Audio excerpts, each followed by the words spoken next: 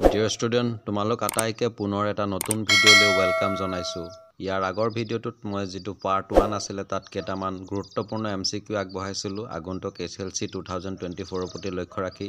এই ভিডিঅ'টো কেইটামান MCQ তোমালোকলৈ আগবঢ়াইছোঁ। তো আহাচোন আমি সময় নষ্ট নকৰি কুৱেশ্যনসমূহ ডিছকাছ কৰোঁ। কুৱেশ্যন নম্বৰ 26ত কেইটামান ষ্টেটমেণ্ট দিছে, তাৰ পৰা আমি যিটো কাৰেক্ট অপশ্যন এইটো বাছি উলিয়াব লাগে। এত দিছে tan থিটাৰ মান সদায় একতকৈ সৰু, আৰু বিত দিছে কোনো থিটাৰ কোনো মানৰ বাবে sec থিটা = 12/5। বৰ্ডটোত আমাক tan থিটাৰ মান একতকৈ সৰু বুলি দিছে, যিটো অসত্য, কাৰণ tan 60 ডিগ্ৰী মানে আমি কি পাওঁ √3, যিটো 1.732 > 1, গতিকে এটা অসত্য। আৰু 2 নম্বৰটোত দিছে যে sec থিটা = 12/5, এইটো সত্য। গতিকে ইয়াৰ শুদ্ধ এনচাৰটো হ'ব অপশ্যন ডি, এ অসত্য কিন্তু বি সত্য। কুৱেশ্যন নম্বৰ 27ত 1 + tan² a / 1 + cot² a ৰ মান উলিয়াবলৈ দিছে আমাক। এই কুৱেশ্যনটো তোমালোকৰ মেথছ বুকৰ এক্সাৰচাইজ 8.4ৰ 4 নম্বৰ কুৱেশ্যন হ'ল। কেৱল অপশ্যন কেইটা অলপ ইফাল সিফাল কৰি দিছে, আৰু ইয়াৰ শুদ্ধ এনচাৰটো হ'ব option A tan² a। Question number 28ত sin θ / 1 + cos θ ৰ মানৰ সমান 4টা মান আমালৈ আগবঢ়াইছে। আমি শুদ্ধ মানটো ইয়াৰ পৰা চিনাক্ত কৰিব লাগে। sin θ / 1 + cos θ ৰ ভেলু যদি আমি নিৰ্ণয় কৰিবলৈ যাওঁ এনেধৰণে কৰিব লাগিব। আৰু ইয়াত শেষত আমি পালোঁ ইয়াৰ মানটো কি পালোঁ 1 - cos θ / sin θ। এইটো কোনটো অপশ্যনৰ লগত সমান? Option C. 29টোত দুটা ত্ৰিভুজ ABC আৰু PQR ৰ ক্ষেত্ৰত AB/BC = PQ/QR, যাৰ বাবে ত্ৰিভুজ দুটা সদৃশ হ'ব যদি আমাক 4টা অপশ্যন দি দিছে। ইয়াত ABC আৰু PQR ত্ৰিভুজৰ পৰা দিছে যে আমাক AB/BC আৰু PQ/R। AB/BC আৰু PQ/R ৰ যিটো সন্মিহিত কোণকেইটা হৈছে B আৰু Q, গতিকে সদৃশ হোৱাৰ চৰ্তটো হ'ব এংগুল B = এংগুল Q। গতিকে আৰু শুদ্ধ অপশ্যনটো হ'ব option B. Question number 30 DE = BC, তেন্তে x ৰ মান হ'ব, আমাক 4টা অপশ্যন দিছে। আমাক এনেদৰে এটা ত্ৰিভুজ দিছে ABC, য'ত AD ৰ ভেলুটো দিছে x + 3 আৰু DB ৰ ভেলু দিছে x + 6, EC ৰ ভেলু দিছে x + 2, আৰু আমি x ৰ ভেলু উলিয়াব লাগে। ইয়াক আমি উপপাদ্য 6.1ৰ মতে সমাধান কৰাৰ পাছত শেষত x ৰ ভেলুটো পালোঁ কিমান 6। গতিকে ইয়াৰ শুদ্ধ এনচাৰটো হ'ব অপশ্যন ডি 6। কুৱেশ্যন নম্বৰ 31 দুটা ত্ৰিভুজ ABC আৰু DEFত AB/FD = BC/DE = AC/EF, তেন্তে কোন দুটা ত্ৰিভুজ সদৃশ হ'ব, তাৰ বাবে আমাক 4টা অপশ্যন দিছে। কেনেদৰে দুটা ত্ৰিভুজ দিছে ABC আৰু ত্ৰিভুজ DF, য'ত AB/FD = BC/DE আৰু AC/EF। আমাৰ এই চৰ্তমতে ত্ৰিভুজ দুটা কি হ'ব সদৃশ হ'ব, ত্ৰিভুজ FDE সমান সদৃশ ত্ৰিভুজ ABC। গতিকে অপশ্যন ডি হ'ব ইয়াৰ শুদ্ধ এনচাৰ। কুৱেশ্যন নম্বৰ 32ত এটা আমাক চিত্ৰ দিছে, য'ত PR বৃত্তটোৰ P বিন্দুত স্পৰ্শক আৰু O বৃত্তটোৰ কেন্দ্ৰ। এতিয়া আমি এংগুল POQ ৰ মান নিৰ্ণয় কৰিব লাগে। P বিন্দুত O কেন্দ্ৰীয় বৃত্তৰ স্পৰ্শক। আমাক ইয়াত দি দিছে যে PR হৈছে P বিন্দুত O কেন্দ্ৰীয় বৃত্তৰ স্পৰ্শক। এতিয়া আমি এংগুল POQ এই কোণটোৰ মান উলিয়াব লাগে, আৰু ইয়াক আমি এনেদৰে সমাধান কৰাৰ অন্তত শেষত POQ ৰ ভেলুটো কিমান পালোঁ 120 ডিগ্ৰী, 120 ডিগ্ৰী। গতিকে আৰু শুদ্ধ অপশ্যনটো হ'ব option A 120 degree. Question number 33ত PQRS চতুৰ্ভুজটোৱে এটা বৃত্তৰ ABCD বিন্দুত স্পৰ্শ কৰিছে। এতিয়া আমি SD + RB ৰ ভেলু উলিয়াব লাগে। কি দিছে যে PQRS এই বিন্দুকেইটাই এই বৃত্তটোক ABCD বিন্দুত স্পৰ্শ কৰিছে। এতিয়া আমাক ইয়াৰ পৰা SD আৰু RB এই বাহু দুটাৰ মাপ উলিয়াবলৈ দিছে। ইয়াক আমি এনেধৰণে সমাধান কৰিব লাগিব, আৰু শেষত আমি কি পালোঁ SD + RB = RS এই বাহুটো। যদি কিবা অসুবিধা হয় তোমালোকে কমেণ্ট কৰিবা। গতিকে শুদ্ধ এনচাৰটো হ'ব option D RS। Question number 34টোত পিৰ পৰা O কেন্দ্ৰযুক্ত বৃত্তলৈ P আৰু PB স্পৰ্শক কেইডাল পৰস্পৰ 80 ডিগ্ৰী কোণত হালি থাকে তেতিয়া আমি এংগল POA ৰ ভ্যালুটো উলিয়াব লাগে এই কোৱেশ্চনটো তোমালোকৰ গণিত পাঠ্যপুথিৰ এক্সাৰসাইজ 10.2 ৰ কোৱেশ্চন নম্বৰ 3 হেতুকে ইয়া দাঙি ধৰিছে ইয়াৰ শুদ্ধ এনসাৰটো হৈছে এনসাৰ C 50 ডিগ্ৰী তোমালোকে পাইছা নিশ্চয় একেবাৰে সিম্পল কোৱেশ্চন নম্বৰ 35 টোত R ব্যাসাৰ্ধযুক্ত এটা বৃত্তৰ P কোণটোৰ বৃত্তচাপৰ দৈৰ্ঘ্য নিৰ্ণয় কৰিবলৈ দিছে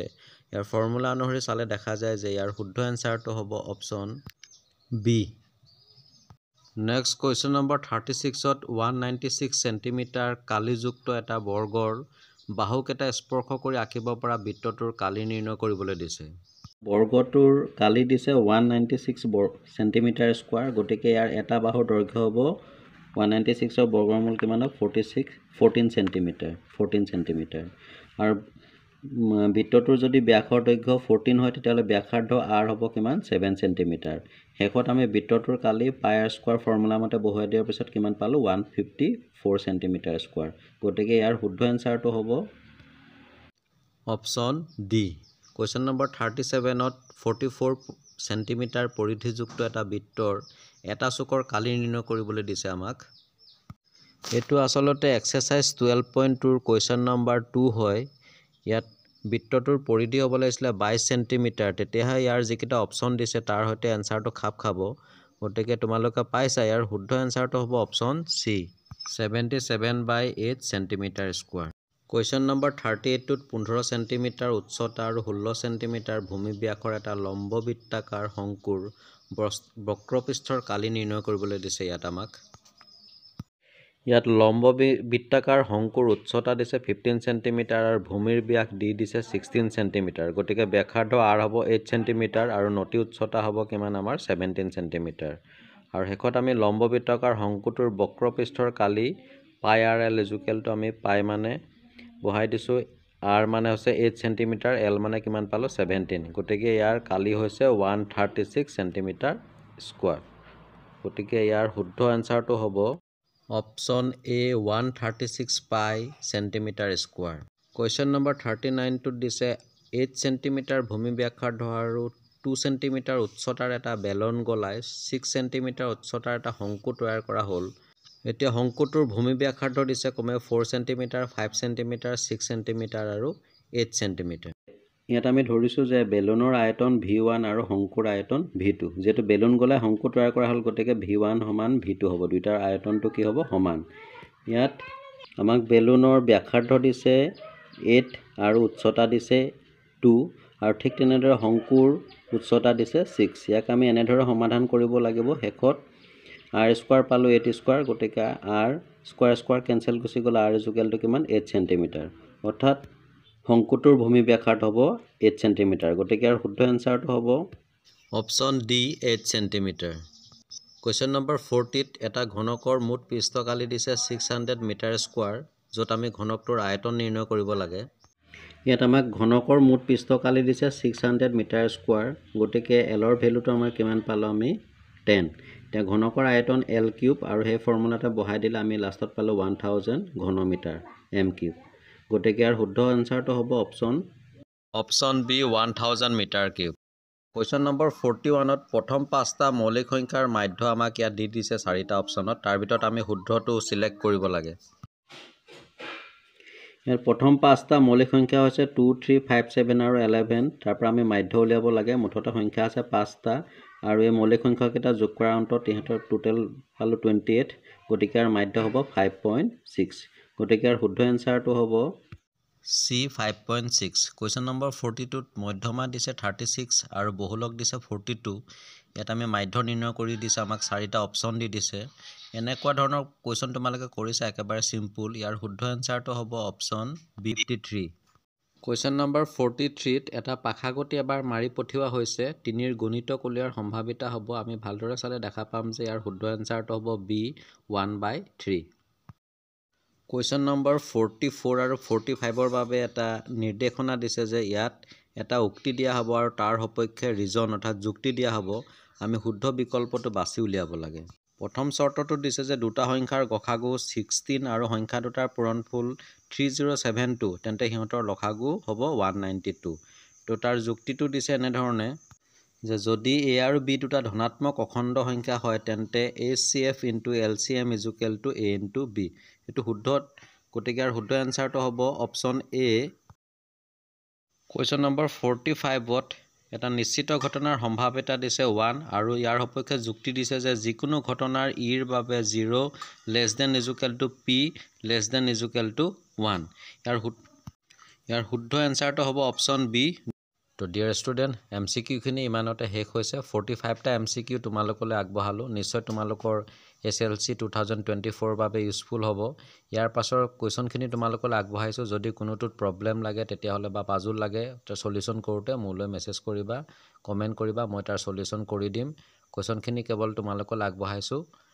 আৰু তোমালোকে মোৰ ভিডিঅ'মু শেয়াৰ কৰিবা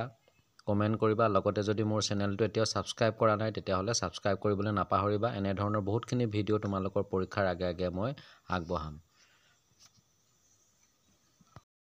এক্সামলৈ বৰ বেছি দিন নাই তো ভালদৰে পঢ়া শুনা কৰা তো তোমালোক আটাইলে মোৰ পুনৰ শুভেচ্ছা থাকিল আৰু আজিৰ ভিডিঅ'টোত ইমানেই পুনৰ এটা ভিডিঅ'ত তোমালোকক পুনৰ লগ পাম তো তোমালোকে ভিডিঅ'সমূহ চাই থকাৰ বাবে অশেষ ধন্যবাদ স্কিপ নকৰাকৈ ভিডিঅ'বোৰ চাবা আৰু নিশ্চয় তোমালোকৰ বাবে ইউজফুল হ'ব তো আজিলৈ আহো আন এটা ভিডিঅ'ত তোমালোকক পুনৰ লগ পাম ধন্যবাদ